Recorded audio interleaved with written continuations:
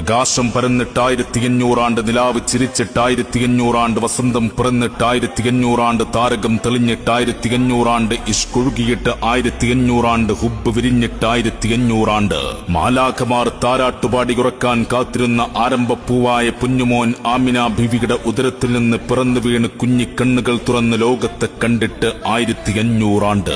അഷ്റഫുൽ ഖൽഖ് ത്വാഹ റസൂൽ കരീം സല്ലല്ലാഹു അലൈഹി വസല്ലമ തങ്ങളുടെ 1500-ാം ജന്മദിനത്തിന് സ്വാഗതമോദിക്കൊണ്ട് പ്രവാചകാനുരാഗികൾ പ്രണയത്തിന്റെ പരവതാനിയിലൂടെ കടന്നു വരികയാണ്.